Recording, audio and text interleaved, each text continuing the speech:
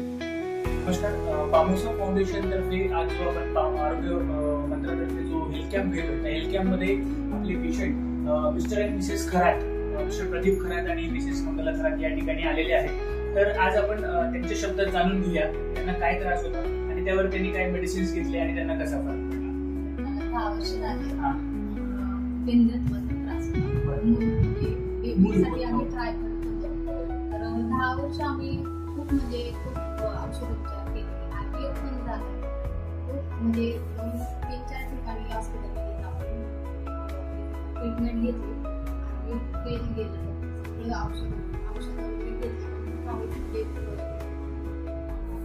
Laparoscopy वगैरे operation पण झालं. पण तरी पण काहीच नाही.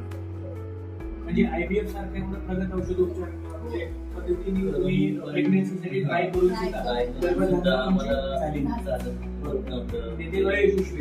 किती वेळेस तुम्ही IVF केलं? आम्ही 2 वेळेस IVF. 2 वेळेस केलं, मग 2 वेळेस फेल केलं. म्हणून आम्ही तिसरा चान्स मग घेतला. म्हटलं तिसरा. त्यानंतर मग आपण काय केलं? त्यानंतर मग आम्ही थोडं थांबलो.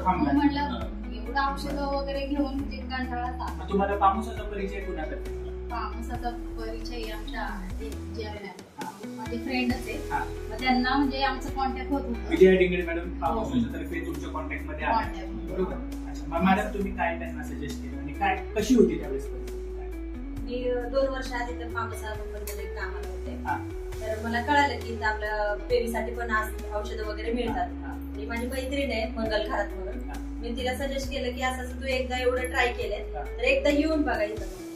मग 10 वर्ष जिथं तुम्ही प्रयत्न केले तर तिथं एक माझ्यासाठी फक्त येऊन बघा म्हणून मी त्यांना इथं बोलवलं. खूप खूप मी त्यांना रिक्वेस्ट केली की येऊनच बघा म्हणून माझ्यासाठी. म्हणून त्या आल्या. त्यांनी आल्या इथं चेकअप वगैरे केलं. डॉक्टर जे काय सांगितलं ते औषधं घेतले. 3 महिन्यानंतर 4थ्या महिन्यामध्ये त्यांना फरक पडला. प्रेग्नेंट राहिल्या त्या आणि आज एवढं छान बेबी बघू झालेलं. शकता